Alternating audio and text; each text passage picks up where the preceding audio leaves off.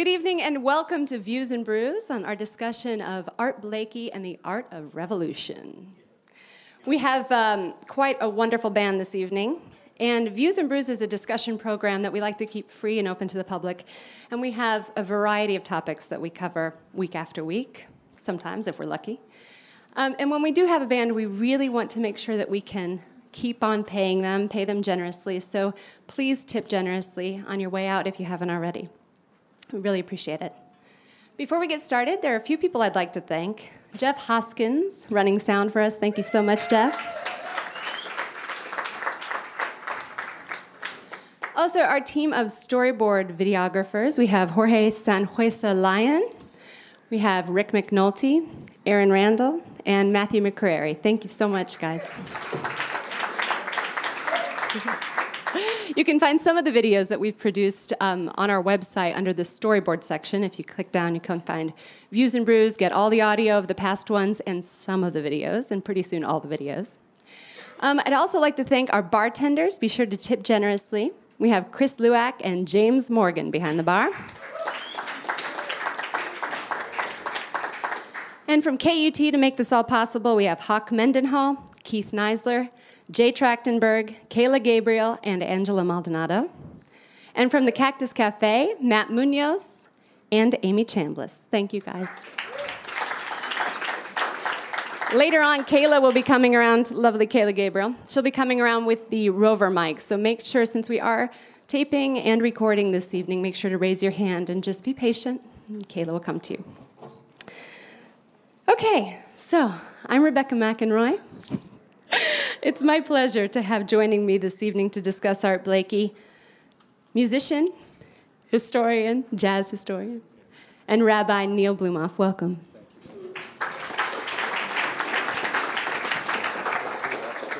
Thank you so much. It's great to share these moments with you and look forward to our conversations and to our music making as well. Glad everyone's together. Let's start off a little bit by talking about Art Blakey and his upbringing and the significance of this time period. Sure. So Art Blakey was born in Pittsburgh. Okay.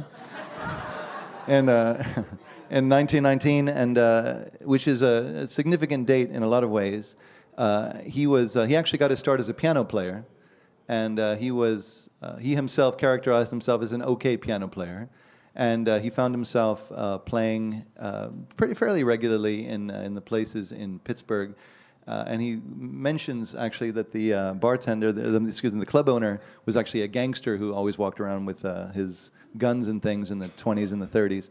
And one time, a guy named Errol Gardner showed up, was a piano player in Pittsburgh, and everyone heard him play. And Art Blakey tells a story that the club owner went over to Art Blakey, put his gun to his head, and said, "You are now a drummer." And Art Blakey said, "I will do that." And from there comes this idea of Art Blakey making the best of a situation and becoming one of the most formidable and influential drummers of the 20th century. And how old was he at this time? Because he started playing out at around 14, is that right? Right, so he was fairly young. We don't know exactly when that was, perhaps in his late teens and early 20s as well. However, we do know that he would then he joined later some big bands as well. He was playing with Chick Webb, who was a drummer who he learned a lot from, and Billy Eckstein, Fletcher Henderson, people like this. So he toured with them in the early late 30s, early 40s, and then found his way to New York.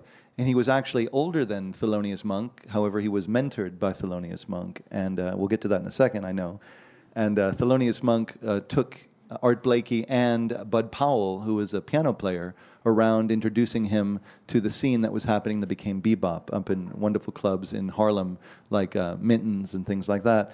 And according to Blakey, Monk made sure that his protégés, which is an interesting thing, again, he was older than Monk, his protégés, Blakey and Bud Powell, would play. And Thelonious Monk and Art Blakey were incredibly close that way. And some of his earliest recordings were done, around just one microphone. What did this mean for the unit as a whole and how they had to adapt and listen to one another? So I think adaptation and the recognition of group dynamics, which I know would like to get into, and it's one of the reasons we have a full band. We have tonight again, channeling, hopefully, some of the greatest collaborations in Art Blakey's band. We have trombone, trumpet, and saxophone, as well as a full rhythm section, piano, bass, and drums. The idea is that you were forced to listen to each other, and you were forced to recognize that you weren't the only person on the stage. So it wasn't, it's very telling that it was Art Blakey's band, which eventually became after Horace Silver left, which we'll talk about later. However, Art Blakey, whenever he would play a song, or often he would introduce a tune, whether it was something that people knew or not, he'd say, "In this next tune, we'd like to feature no one in particular." And because of that, he wanted to really recognize that the collective, that it was the group dynamic, and I think it has a lot to do with playing around one microphone and being incredibly sensitive to what other people were playing. Did you want to talk a little bit more about the significance of his union with Thelonious Monk and what that meant to bebop? So Thelonious Monk, as you may remember, anybody here from the Thelonious Monk gig that we did? A couple people? It's great. Anybody review it on your way over? Because now you're... So it's on the storyboard. It's great. So Thelonious Monk was one of the architects of what became bebop, and we've talked a lot about all of that. One of the drummers is Kenny Clark, who played with him early. And Art Blakey represented something, according to folks who talk about it, something very different. So Art Blakey represented a particular kind of energy, and really, I think, was inspired by what was going on with Thelonious Monk and others, and also inspired as well. And it was in the late 50s, after the period that we're going to concentrate on tonight, that Thelonious Monk and Blakey got back together and did some really powerful collaboration as well. So I think that when Thelonious Monk was looking for himself and finding his way, Blakey was there to root him. And as we'll talk about a little bit later, Blakey himself was going through some tremendous identity questions about purpose and meaning in America, which had a lot to do with race relationships and situations politically as well in America, which caused him to leave for a while and to find much comfort in Europe and in Japan and in different places. So the tensions in America specifically, I think they were Blakey and Monk were very good for each other in grounding them and keeping them alive, honestly. And one more thing, we've heard that one of his nicknames was the High Priest of Bop. And according to some folks, it was actually Blakey who used that term and actually made fun of him a lot with that. And maybe it was making fun of him, maybe it wasn't, because I think spirituality and the kind of prophecy was very, very important to Blakey. And I think him calling Monk the High Priest of Bop was not only in jest, but was in all seriousness. So we talked a little bit about, he grew up at a very significant time in the U.S. as well, right after World War I, during the Prohibition. And then right after World War II, he left and he went to Africa. Talk maybe a little bit about the decision to leave and to go to Africa and what that meant to him. So a lot of people speculate about why he went to Africa, and he was there for upward of about 2 years in the late 40s. And a lot of people think that that's where his drumming comes from, and that may be true. Here's a quote, though, that Art Blakey says in 1947 when he went to Africa. He says, "I didn't go to Africa to study drums." Somebody wrote that. "I went to Africa because there wasn't anything else for me to do. I couldn't get any gigs, and I had to work my way over on a boat. I went over there to Africa to study religion and philosophy. I didn't bother with the drums. I wasn't after that. I went over there to see what I could do about religion. When I was growing up, I had no choice. I was just thrown into a church and told, this is what I was going to be. I didn't want to be their Christian. I didn't like it. You could study politics in this country, but I didn't have the access to the religions of the world. That's why I went to Africa. When I got back, people got the idea I went there to learn about music," which is very interesting. And I think his drumming certainly was influenced by African drumming. However, this is his direct quote. And I think his search for meaning outside of the narrow constraints of how he was growing up and how he was growing up specifically in America as an African American, I think really inspired him to look beyond the matrix, if you will, the narrow viewpoints of what he thought we would only get in America. He converted to a particular kind of Islam, as did many, and we can talk about that now, or we can talk about that a little later on. Why don't we go ahead and talk about that now? Okay, that'd be great. So the Jazz Messengers that came to birth in 1954 was actually the third iteration of the Jazz Messengers. And it's really interesting. And again, if you didn't catch it last time, a really phenomenal biography of Monk is by a guy named Robin D.J. Kelly. And in there, he speaks a lot about Art Blakey as well. And originally, it was the 17 Messengers in 1947. And this was after Art Blakey came perhaps back from Africa as well, and changed his name Abdullah ibn Buhayman. And as he was there, he also collaborated with others. The 17 Messengers is a specific kind of prophecy within Islam, and he was a follower of the Ahmadiyya Muslim community, which I don't want to go into so much at this point. But he played with people like Sahib Shihab, who was an alto saxophone player, a guy who called himself Orlando Wright, but went by Musa Kaleem. Kenny Durham was in this band on trumpet, whose name was Abdul Hamid. Howard Bowe was Harleen Rashid. Walter Bishop was Ibrahim ibn Ismail. And this collection, I think, was a form of ultimate protest. Why did he do this? What is this meaning? What's going on? If you read Dizzy Gillespie's book, To Be or Not to Bop, which is his book, he speculates that Art Blakey chose Islam because it made him less black, is actually what Dizzy Gillespie said, that he was known as something else. And he was so desperate, Dizzy Gillespie opines, to be something other than what the white man made him be, that he chose that Islam represented the sense of freedom, represented the sense of exploration and possibility, and a connection with the world, which perhaps he wasn't necessarily getting in his everyday life gigging in New York.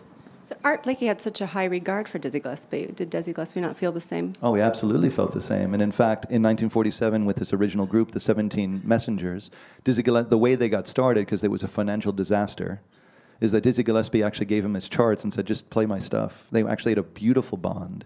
And I don't think he was saying that to be malevolent. He was just saying, look, to be a musician, to be an African-American musician in America in the 40s and the 50s, really, really hard. So how are we going to protest? What are we going to do? How can we get our music across? And we have characters, as we've done, from Louis Armstrong to Charles Mingus. And Art Blakey, by his exactitude, by his practice for over 40 years of having a band called the Jazz Messengers, started in 1954, the one that we know, went all the way up to 1990. Well, let me do my math. Yeah, 30-something years.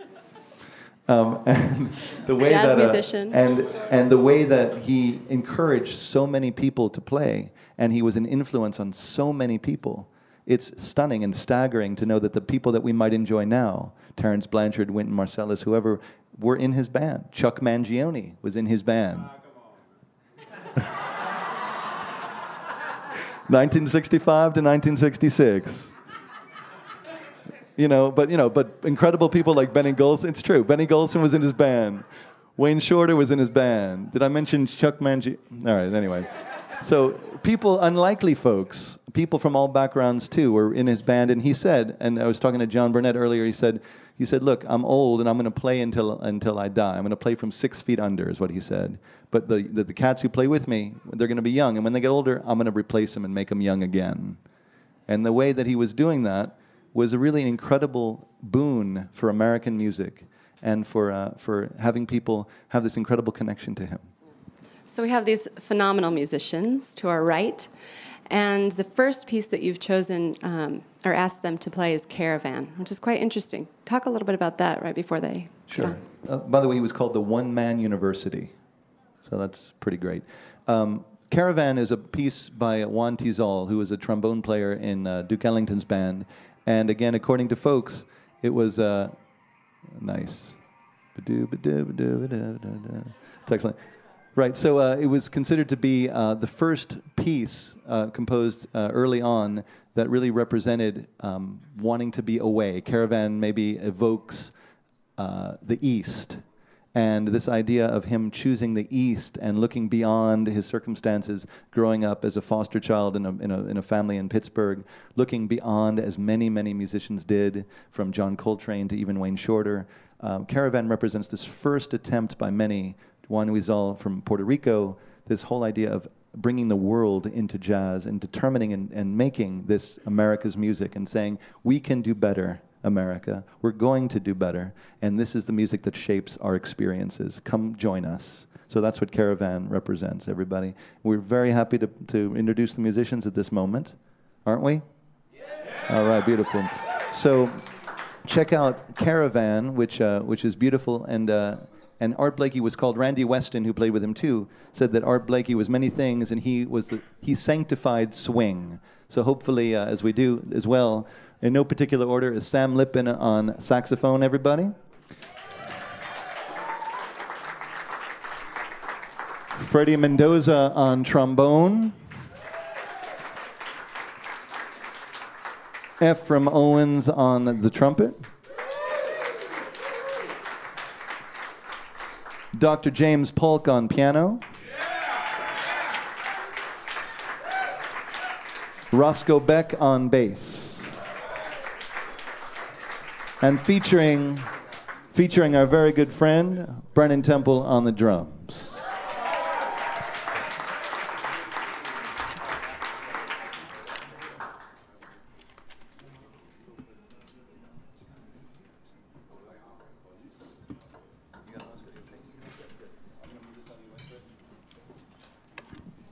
Oh, by the way, so we chose the Cactus because they would have us, but also for the wonderful stage space as well. And Wayne Shorter everyone had a nickname. Wayne Shorter, by the way, was called the Sphinx because when he played, he didn't move, and that's what we're trying to do here. So nobody.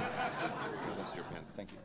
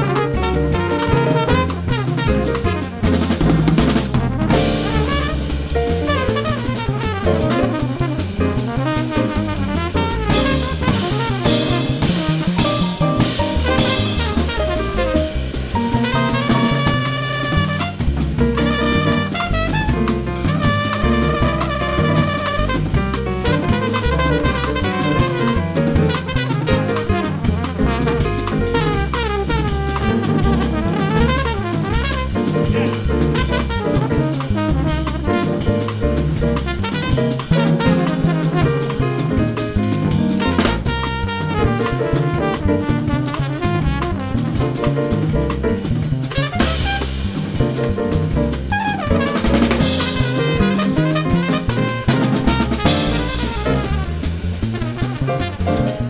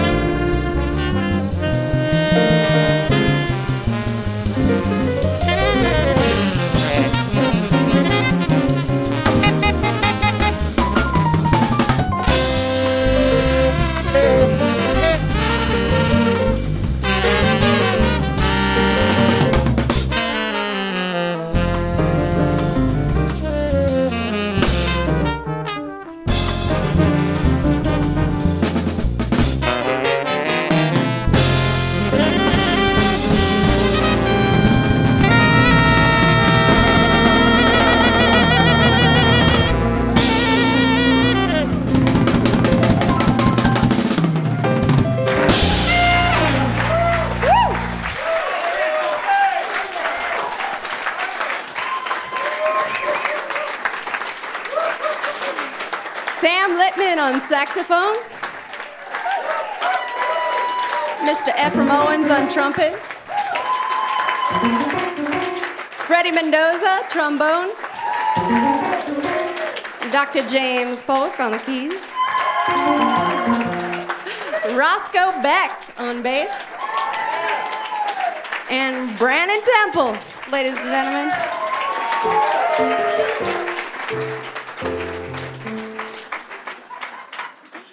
So I'm just going to stay down here for a while since it's a little crowded up there. We have a couple more pieces. Before we get into the next piece, though, I Remember Clifford, and I wanted you to talk a little bit about Art Blakey's relationship with Clifford Brown and who Clifford Brown was, and his significance, not only to jazz, but also a larger kind of metaphoric significance. Sure.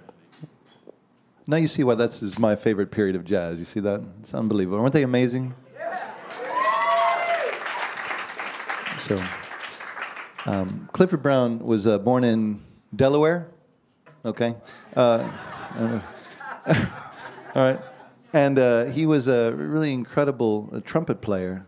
And there's an interesting story that Blakey tells about he needed a trumpet player, and he heard about Clifford Brown actually from Charlie Parker. And this is how the story goes. I'm going to edit it a little bit just because I've got the rabbi in front of my name. So I'll say, well, gee whiz. I needed a trumpet player, this is what he says. And Charlie Parker said, well, I'll tell you what, you're going to Philadelphia. When you get down to Philadelphia and you play the Blue Note on Ridge Avenue, your trumpet player is going to be there. And he said, well, who is it? And Parker said, well, don't worry about that. He'll just be there. And we got there and we were in the dressing room, and somebody's back there is blowing on the trumpet, and this guy has a stocking cap on and suspenders and blowing his horn, warming up, and he sounds beautiful. So Ike Beck, who was a saxophone player, Ike Beck was with me at the time. He said, man, why did you tell me you were getting a farmer to play trumpet? And I said, well, I don't know. Bird tells me this guy's, He said, well, gee whiz, man, he ain't nothing but a kid. And Clifford Brown had a very high voice and was very sweet. So he said, man, we're going to go hit. And he came out and he played the first chorus, and after which he played the first, and then he turned around. And Ike Quebec turned around and to me, and he cussed me out, and he said, dirty so-and-so, how come you didn't tell me this kid could play like that? So that was what happened. This Clifford Brown looked like, somebody just, was very young and sweet and innocent, but he played meaner than anyone else. And that's an interview from Art Blakey. So Clifford Brown really represented the possibilities of what I think what became known as hard bop. And so there was a bebop movement that was happening, and Clifford Brown was an influence on so many other people. He influenced Lee Morgan, who came after him, and Donald Byrd, Booker Little, Freddie Hubbard, Woody Shaw, Wynton Marsalis, Ephraim Owens, everybody. Best horn in Texas, best horn in Austin. How about that, right? So he had this incredible, way of these grace notes and half valves and his virtuosity, and he could just play through anything. And it's a tragedy what happened to him. He died in a car crash in 1956, and in fact, he was almost the opposite of Charlie Parker. And Charlie Parker, obviously known perhaps for his hard living, for his drinking and his drugs. Clifford Brown, according to everyone, didn't do anything, and he stayed away from drinking even, as well as drugs. And he was with Richie Powell. He was and his wife, actually. Richie Powell's wife was driving, and they were driving on the Pennsylvania Turnpike, and they had an accident. It was raining, and they skidded off the road, and he died. And he died very young, and died at around 26. And the fact that he, to this day, represents such an influence in his brief career. What he maybe recorded, about 4, 5, 6 years, maybe? And it was certainly playing active. And the fact that other people wrote songs about him and idealized him. And I think, this idea of what hard bop is, which was really trying to take the best of bebop and the best of American music, the best of church music, and really bring it into something new, which Clifford Brown was doing. And for him to have, just have this accident and to be remembered, 50 years later, is really telling about who he was and what he represented. So Benny Golson wrote this tune called "I Remember Clifford," and it's in tribute, and people are still doing it. People are still remembering who he was. So if you haven't heard of him, go out and hear his recordings. He played a band with Max Roach as a co-leader after Art Blakey, and really beautiful stuff.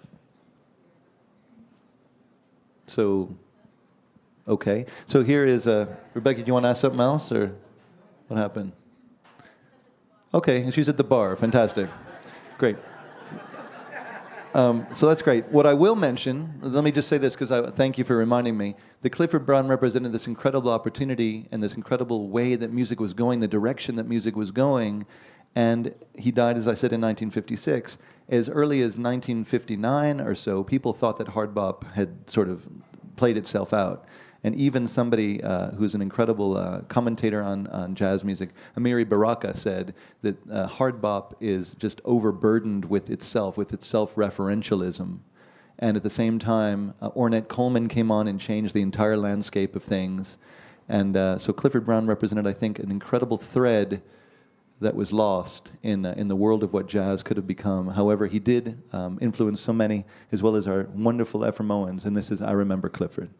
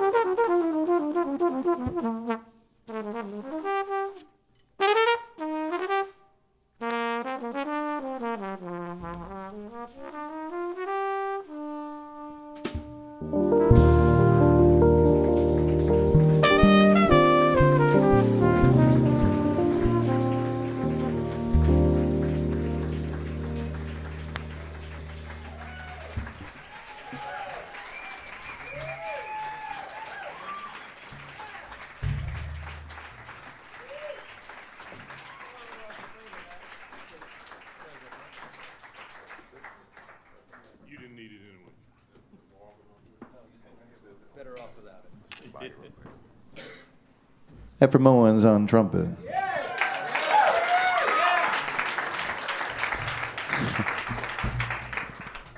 And we're going to continue. This is wonderful players. Dr. James Polk on piano. Roscoe Beck on bass. Freddie Mendoza on trombone. Sam Lippman on saxophone. And Brannon Temple making it happen on drums, everybody. So I remember Clifford. So I remember Clifford is, to me, represents so much, so much potential that was lost, and the opportunity that Clifford Brown represented. This really incredible intellectual man who was interested in math, who was interested in chess, and who wasn't walking, on the dark side of the jazz scene. Who himself, his life was cut short, is really indicative to me of, a lost decade of people, and only judging people just based on how they are and what you see in them in a superficial way. It also represented to me the ways of World War II and coming to terms with so many young dead, and coming out of that brings us to another opportunity to highlight a beautiful ensemble, and this piece is called Moanin', which really made this band, Art Blakey's band, really made its name. A piece by Bobby Timmons. It takes a lot out of the church, which you'll see. And in fact, there's one quote that I just want to read to you real quick, if I can find it. It says, this is what Art Blakey says. He says, and this is for y'all too. He says, when we're on the stand and we see that there are people in the audience who aren't tapping their feet and who aren't nodding their heads to our music, we know we're doing something wrong. Because when we do get our message across, those heads and those feet do move. And he said that among anything else, it's about having a good time. It's about enjoying yourself. So this is a Moanin'. We're gonna start it with a little version that John Hendricks. Anybody? One of the greatest vocalists. He incredible creative soul. He wrote lyrics for this piece. And there's a part for y'all too. So in between the beginning, it goes do do do do do do do. You go, yes, Lord. Okay, can you do that? Yeah. Yes, Lord. All right, you'll figure it out. It'll be. That's it. Sorry, perfect pitch is not something I have. So, Dr. Polk, can you give it to him one more time? Just that. Here comes. Yes, Lord. All right, it's gonna be a little faster than that, but yeah. So we're gonna do that, and then the folks. Yeah, right? Everyone's going to have a good time. So here comes Moanin', everybody, and hopefully your feet are tapping and your heads are nodding. All right? You got it.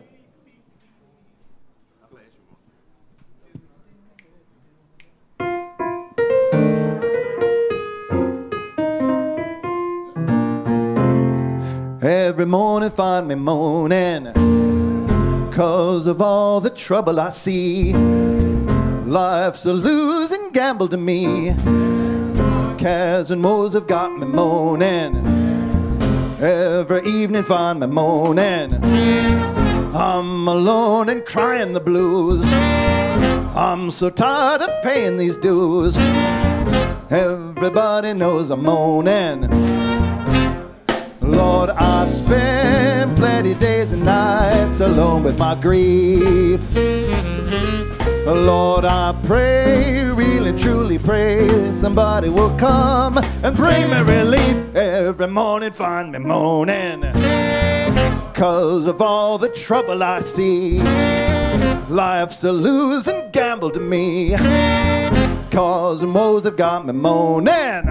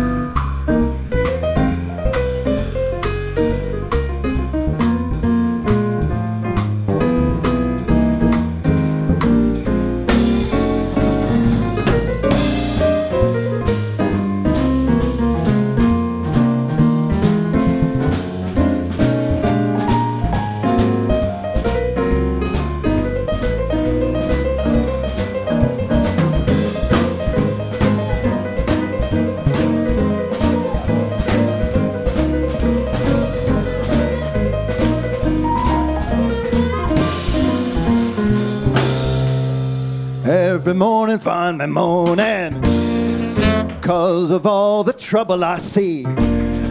Life's a losing gamble to me. Cares and woes have got me moaning. Every evening find me moaning.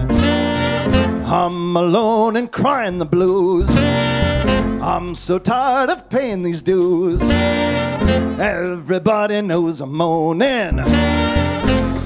Lord, I spend plenty of days and nights alone with my grief.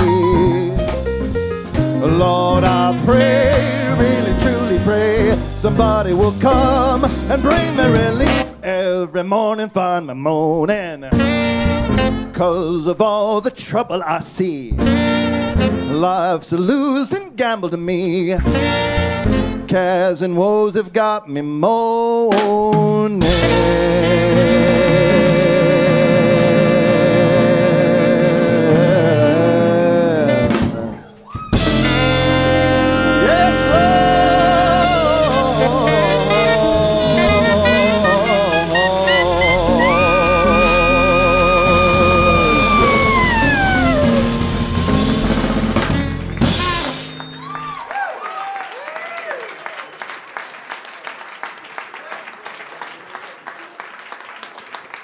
That piece featured no one in particular, everybody. So it's beautiful to play such wonderful music with great musicians. In Austin, support local live jazz. What do you think, everybody?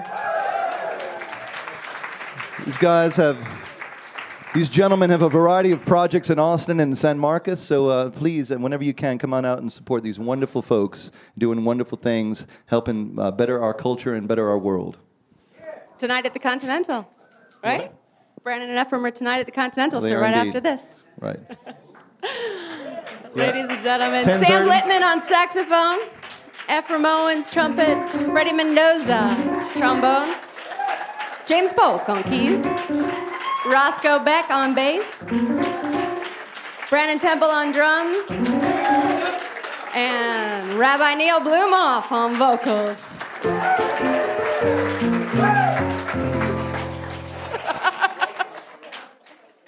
So I'll just stay down here for a while. We know we're running a little bit late, but we do have a couple more questions, a few more tunes, and we'll also take your questions in just a little bit, so hold tight. First question I have is Benny Golson, who wrote I Remember Clifford.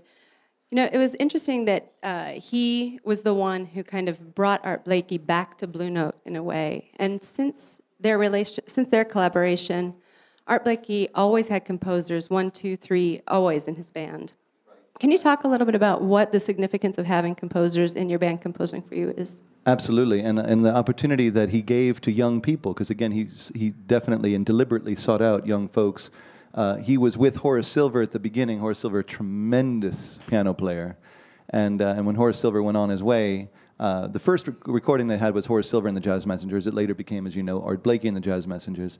And having Benny Golson in the band, who hooked him up with Alfred Lyon from Blue Note Records, who was really an incredible champion of all things African-American music, bebop, hard bop, and things like that, among many others. And again, I've spoken about this before, with that refugee or other experience that Alfred Lyon and so many other club owners in New York felt as Jews after World War II, connecting specifically with the ways that the musicians in the bebop and the hard bop were trying to find their way. I think it was an incredible connection that still, there's a couple books to be written about that, I think.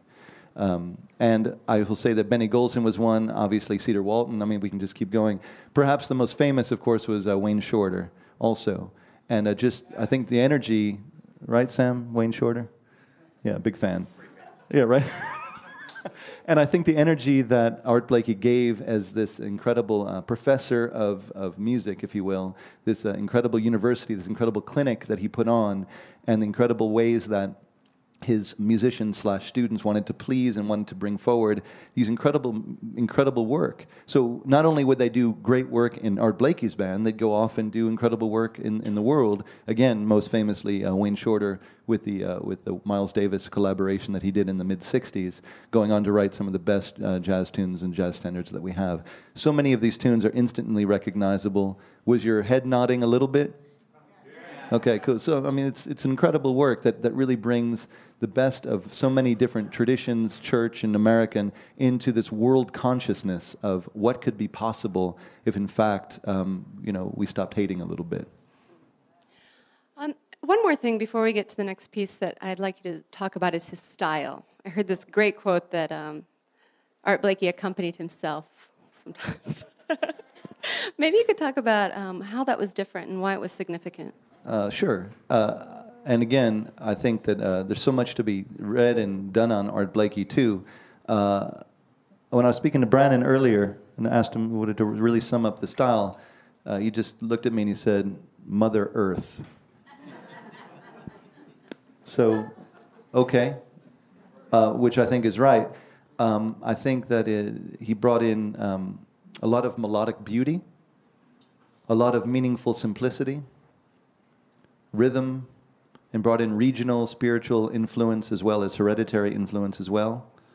I think that the ways that he accompanied really helped people and really helped people become who they wanted to be. He was an incredible teacher, and with standing behind the bandstand, being the leader for so many years, he really represented, and I know Brandon and others could speak about this also, but to really think about that image of Mother Earth, the grounding everybody in a way that they could feel safe to be able to do what they need to do and to be able to make music as an ensemble, to feel vulnerable within an ensemble, to not feel that you're being cut or somebody else is being judgmental about you. I think he really created, in the best ways, an opportunity for people to take chances and to succeed when standing at the moment of point of no return, of coming back. And his drumming, I think, represented all of that. I could be technical with you and talk about the press rolls that he was known for and the ways that he was different than, say, Kenny Clark, who was doing other things.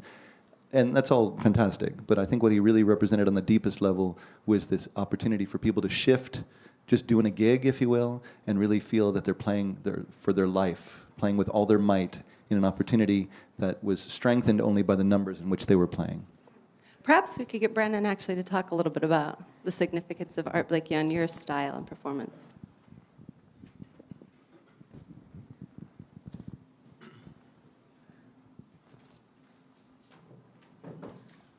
well, I guess in terms of significance on my style, he, along with Max Roach, my dad brought me these records when I said, yeah, I want to play drums. He didn't let me listen to anything except those guys first, which I thought was really hip.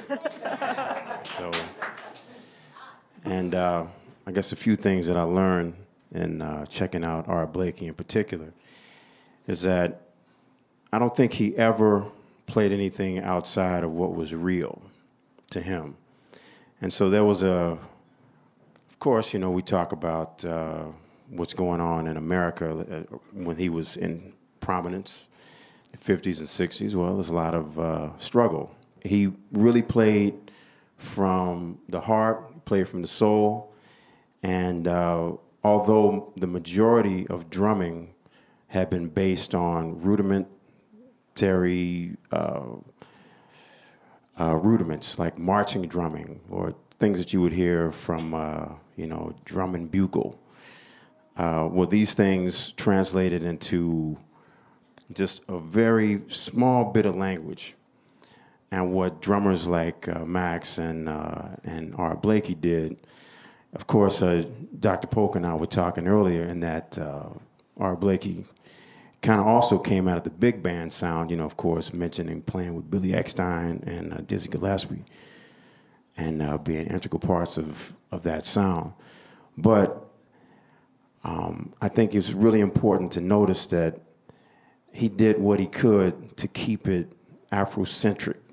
He really tried to make the drums speak in an African way or in a black way. And the music, I feel, also represented a very proud stance. It was very, very organized and very to the point, very powerful. When I think of Art Blakey, I think of a man's man. He didn't play a sensitive type drumming. And but again, it was very honest. I don't think he made any of that up. I don't think that he made himself into a figure out of his imagination. I think it was everything he stood for, and he went for it. And I heard him say a quote to somebody. He said, you gotta play what you know, because I can tell when you're lying. And he would tell that to his up-and-coming horns, of course, in this mentoring.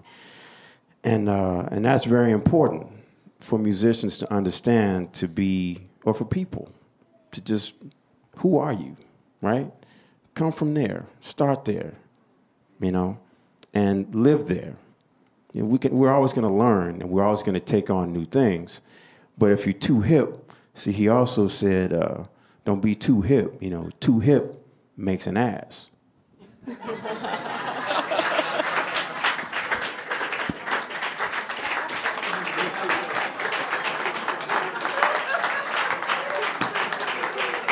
great. Man. Excellent. So, what else is there to say, really? So next piece. So we'll do the next one. It's called. So by the way, just to talk about, just to accentuate that a little bit. So they were playing a piece by a Thelonious Monk called "Evidence," and there was he called this out, saying, being true to himself, he said he was calling the tune. He said, evidence. We've got enough evidence. This is called justice. So this is called "Along Came Betty."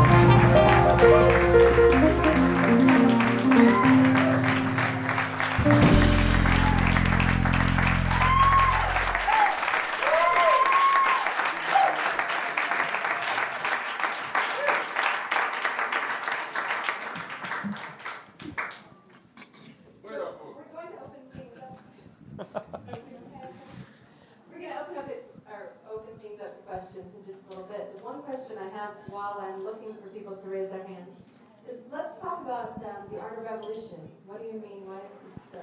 So chose Art of Revolution for a couple of reasons. First, it's a way of recognizing that Art Blakey had this band from 1954 to 1990, and there were a lot of people in the band. So revolution, see where that's coming from? So a lot of people revolving in and out of the band. In fact, there's a book that just came out called Hard Bop Academy. Anybody like to play fantasy baseball or anything like that? I don't. But if you do, this Hard Bop Academy lists in all the detail that you want, all the different personnel, with all the different things. So there's an incredible amount of influence that he had. And also, there are dramatic events that happen that, draw us together or define us or an age. But perhaps the biggest revolution that there is doing the work every day. And, not, burning up and not allowing yourself to just give up. And the fact that Art Blakey went to work and loved what he did and was real when he did it, and was hip but not too hip when he did it, recognizing that that's a revolution too. That sometimes the biggest act of defiance is actually getting out of bed in the morning. So we have time for a couple questions. Okay. Yes, Rick. Couple questions. Yeah. Well, I actually have a comment. I have to say this music is soul music, and I respond accordingly. So I'm not going to even apologize for responding accordingly because it's the voice of the people. And when Charlie Parker was playing on stage, he got inspired by people doing the Lindy Hop and flipping it, and that's where all those riffs came from. So it's music. It's music of the people. It's music of the South Side of Chicago, of Kansas City, of Harlem. It's the voice of the people, as the song says. Jazz ain't nothing but soul. So it's soul music, and I tend to express myself accordingly. Well, that's great. Thank you so much. And I think you're absolutely right. And the opportunity of having Jazz recognize that he said this, and you can agree or not. He said, good, bad, or indifferent, jazz is the only culture that America has exported. And you can agree or disagree with him, but the opportunity to recognize that it does come from the people and it is out in our world is very important, and to recognize that it has a global reach. He felt much more at home with these beautiful sounds in Europe and Japan than he did in America. And the opportunity that we have to bring and educate our kids and educate each other about all this music, hopefully we'll be doing the Lindy Hop too before too long. And that's for sure. If you have a few minutes, I know we're running late, but if you have a few minutes, the gentlemen are going to be playing Blues March, which will get you out of your seats too, which is going to be great. So it's unbelievable. I think it's going to feature our drummer. One question here. With guys like Art Blakey, Max Roach, Idris Muhammad, do you think there's a special attraction for jazz drummers to Islam? Not specifically, and in fact, I think there's so many, and again, this is something that's personally very interesting to me also, the role of religion and spirituality in jazz specifically.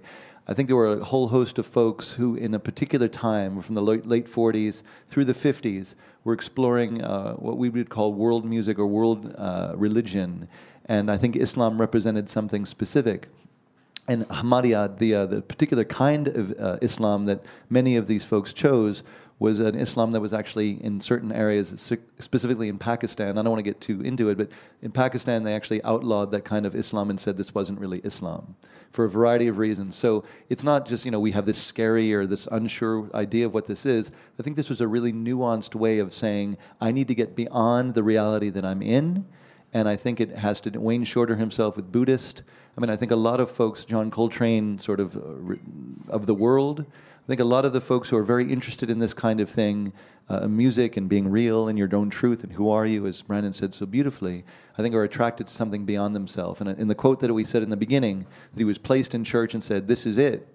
Well, I don't want this to be it. I want to ask questions. I want to go past the boundaries that I have. I want to revolt against all of this. And I believe in a certain moment that Islam represented that. I don't think there's a propensity for certain musicians to have a certain faith. I think that musicians of much caliber are looking for something beyond themselves and are always trying to grow. And I think in this particular time period, that's what it represented.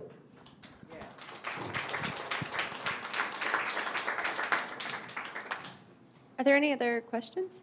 I have one for the band, actually. What do you think is the significance of having a space where you can learn and grow together? And is there anything like this going on now? So in again, Austin? is there an ensemble? All right, you got it. What was the question? Right. So one more time, Rebecca. One more time. I'm sorry, that was me. One more time. Rebecca. What? I'm right over here. Repeat the question one more time. Oh, you're looking over there? No. Sorry, I don't know. Is there a space where musicians can learn and grow together in the same type of group that the Messengers were, and what Art Blakey provided for them? What is the significance of having a space for this type of growth? Faith is the things that are hoped for and the evidence of things not seen.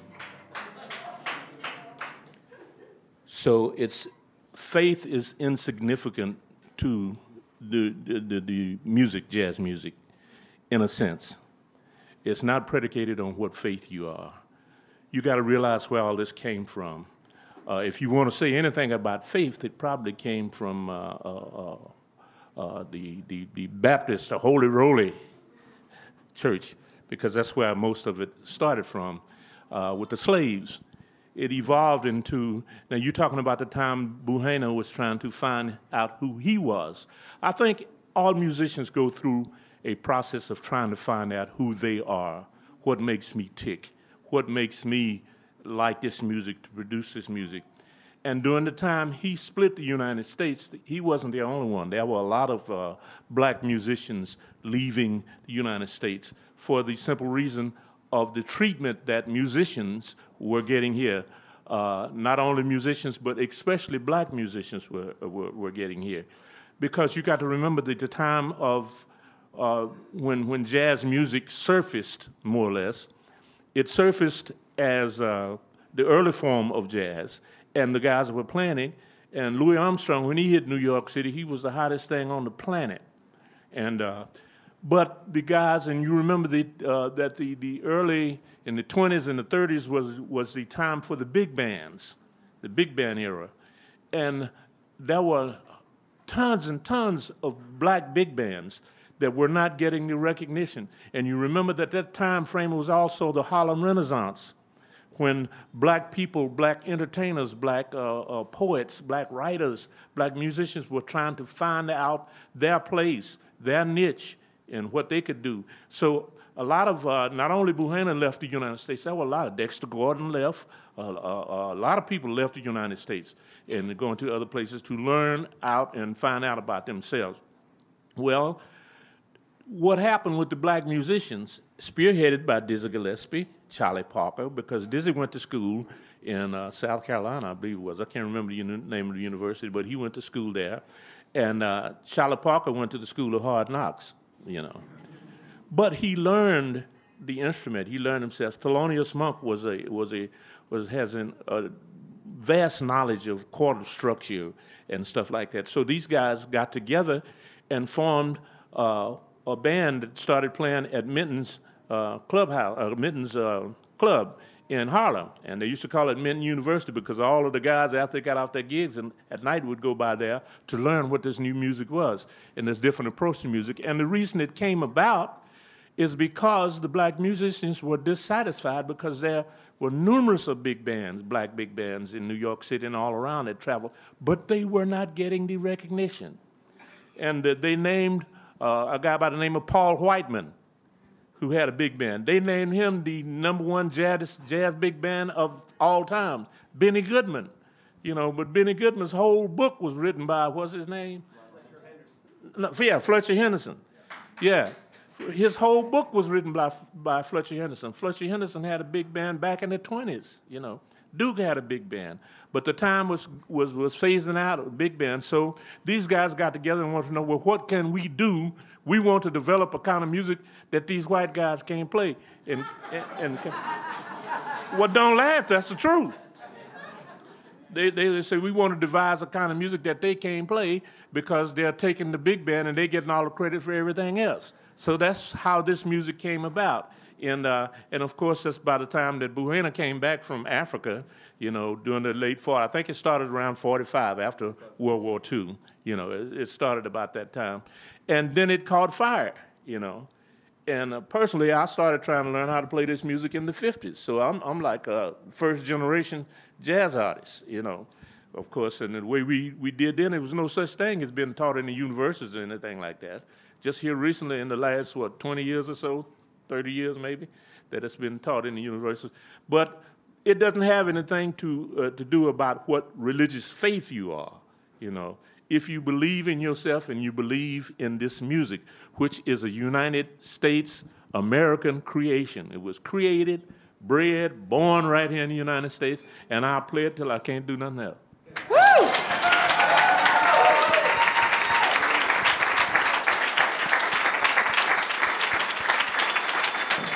And Dr. Polk, you give us such a wonderful way of connecting to the music. I want to ask your colleague, Freddie Mendoza, also to see what's going on today. I mean, it's an incredible opportunity that we've had. What's happening now? Actually, now it's hard to find an entity like Art Blakey and the Jazz Messengers. I think the closest thing we've got going on, that's been going on for a while, is actually Wynton Marsalis and his Lincoln Center Jazz Orchestra. And so Wynton started out by doing exactly the same thing that Art Blakey did, which was bringing a bunch of young players that nobody had ever really heard of before. We call them young lions in jazz, and that's been going on for a long time. And so he's kind of got, I guess, the new Art Blakey University going on, and so there's a lot of players that come in and out of that band. And nowadays, it's harder to find places where you can actually play. Roy Haynes, there's a lot of older jazz artists are bringing in. Lionel Hampton, brings a lot of people in, but a lot of those artists from that era are now in universities and they're teaching, and that's one of the new places where you can actually find a home, at least to learn the craft. And then, of course, in Austin, Texas, there's the Elephant Room, which is has a Monday night jam session. There's several jam sessions that go on during the week. And that's kind of the new place, even in New York. There's several places in New York, Fat Cats, Smalls, Cleopatra's Needles, Smoke. There's a bunch of clubs where almost every night of the week, most of them are featuring jam sessions. And so if you go up there in New York and you're willing to stay up all night, because a lot of the jam sessions don't really start until 1 or 2 in the morning, and they go all the way until people get tired of playing, which is usually around 5 or 6 in the morning. And so that's kind of the new thing. But jazz has always been kind of a community. And so we always try to, you find people of like mind, and they congregate together.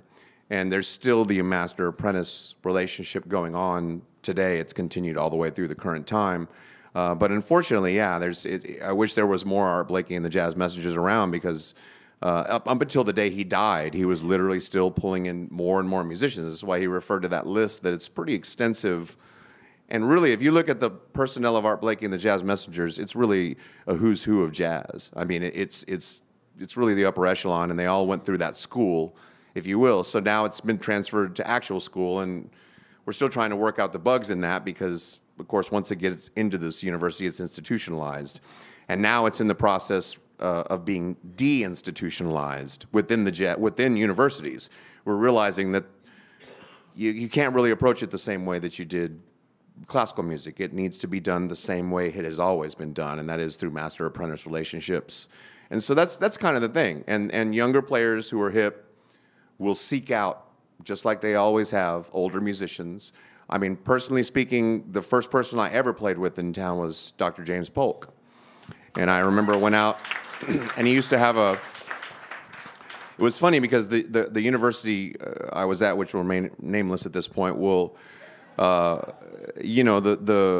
people in charge, who shall also remain nameless, were literally influencing me. You don't want to mess with what's going on outside these walls, because that's just riffraff, and that's the vernacular, and we're in the, we're studying the upper echelon of what's current and blah, blah, blah. And of course, fortunately, the bass player in the band that I was in as a young student leaned over to me and said, yeah, don't listen to that.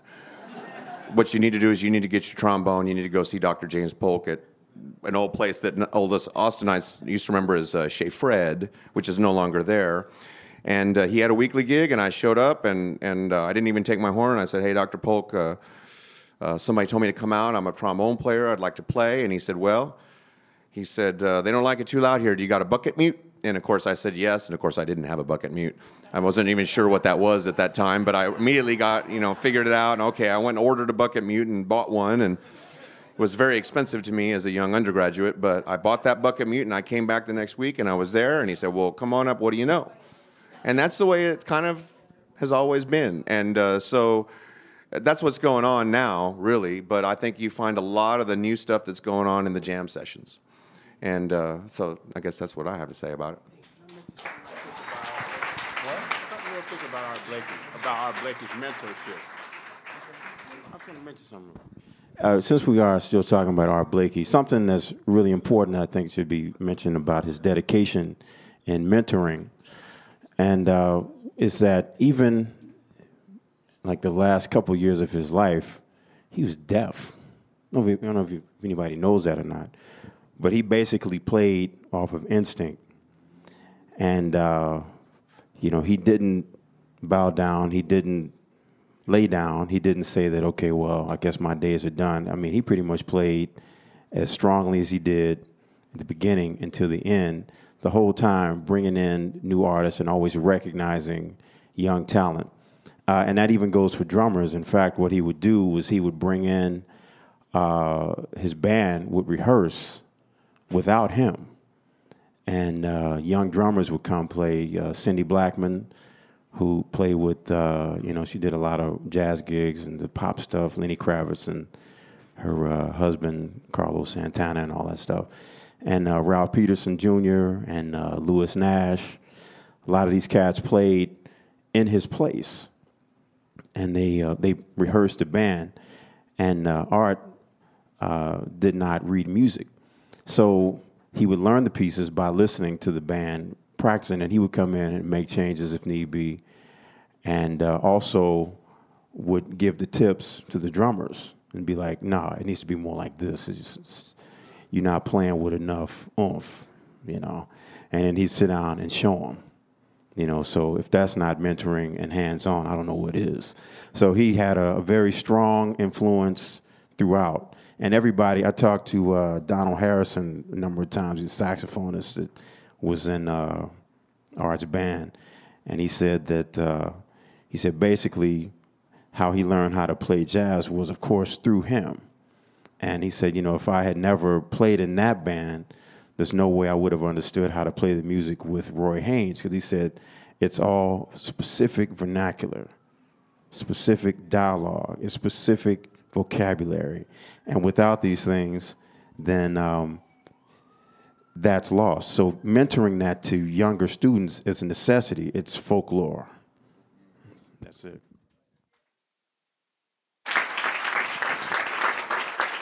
So for all you lucky people remaining, we have one more piece. And before that, I would just like to thank you all for coming this evening and invite you to our next Views and Brews, which will be on redistricting with the Texas Tribune. They will do a live Tribcast here. That's next Tuesday at 6 o'clock. A little different pace, I think, but still should be a lot of fun. And also, you can find a full schedule of all the Views and Brews that are coming up on our website. That's KUT.org under the storyboard section.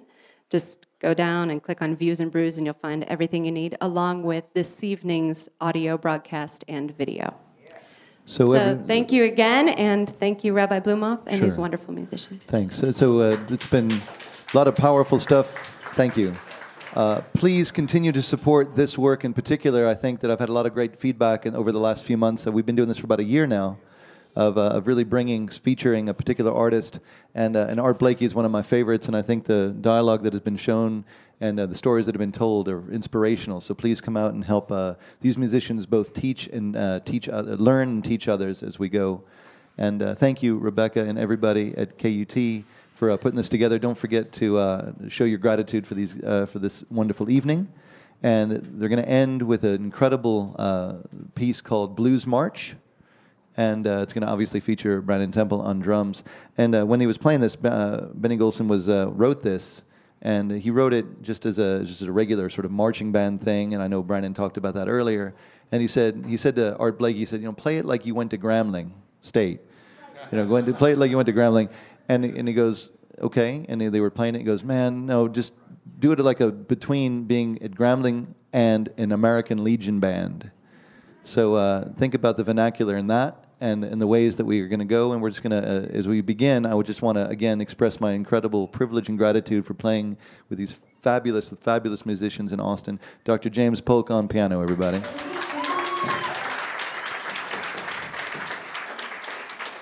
Roscoe Beck on bass. Sam Lippman on saxophone. Ephraim Owens on trumpet. Freddie Mendoza on trombone. And Brennan Temple on drums. So please make an effort. Please support the Cactus Cafe and the Views and Brews series that we do, specifically jazz series. The next one we're going to do is Billie Holiday.